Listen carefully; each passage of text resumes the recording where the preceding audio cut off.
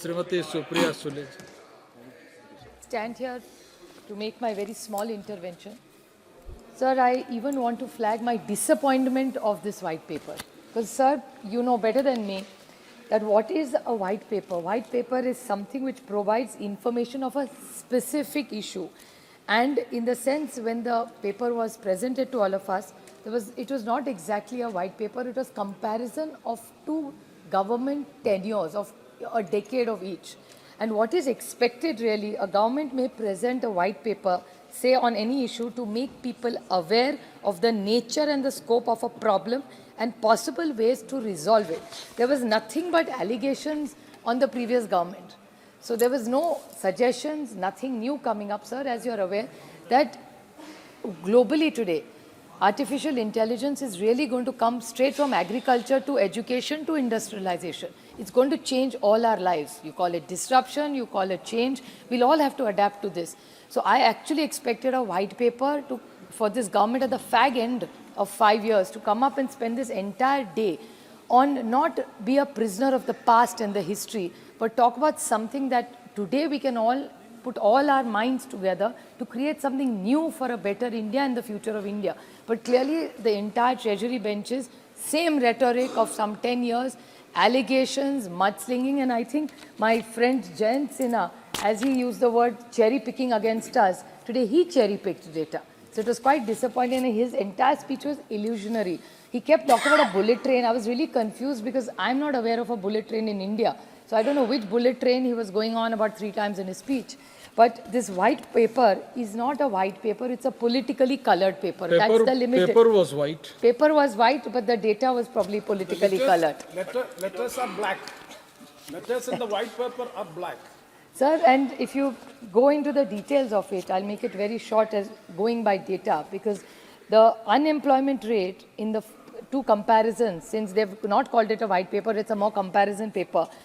The unemployment rate, UPA was 2.2, while the present government is 6.6%. The average GDP growth rate at the previous government was 8.13, which is 5.6 now. The fiscal deficit with my friend Jayant Sinha, who's so much more learned in finance than I am, but my limited knowledge of finance, the fiscal data, if you take the entire 10 years together, fiscal data of the Dr. Manmohan Singh ji's government was 4.548, while Narendra Modi ji's is 5.8. The disinvestment is 0.026 for UPA, while 0.1% in NDA. Number of bank accounts, 34 crores. So we have a lot of credit to what we did. The schemes which they all think started in 2014, Jandan was a product which was started earlier and we had 34 crores. Well, eventually they took it to 51, which is not a great achievement. And average expenditure of the UPA government was 14.68% of the GDP, while the Narendra Modi's government is 12.94. So I expected in this discussion from the Honorable Finance Minister to take a more larger picture rather than just making it a mudslinging match and allegations from the Treasury bench. Either talk about healthcare, talk about education, water, anything, and the comparison of the total budget, because they always say the spending has gone more, which is not the case. Be it education and healthcare, the earlier government, comparatively, if you take the cumulative entire number, the spending on healthcare and education is much lesser now than it used to be before. And compared to the budget outlay of the entire of the whole year, if you take it.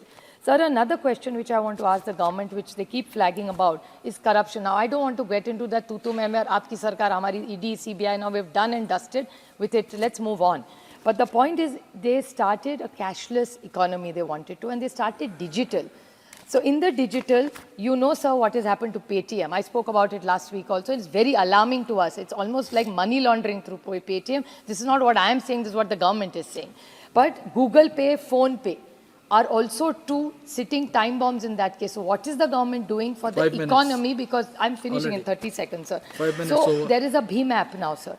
So the BHIM app is hardly used by people, while Google Pay, Phone Pay, and the IT committee report, sir, is already flagged this. So when we are talking about a digital economy, we are talking about a cashless economy, what intervention is the government doing on this, considering the government's report itself is flagging it and red flagging it. So these are very serious concerns, and I'm hoping that in the reply that she gives us, she sticks to solutions for all the forecasts that she likes to talk about, which is youth, women, farmers and the poor, and that's what we expect from the government, because we are at the fag end. Abhi tu meme ka khatam ho gaya. Let's do something constructive and serve this nation, sir. Thank you. Thank you.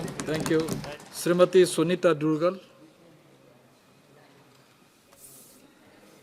धन्यवाद सभापति महोदय। जो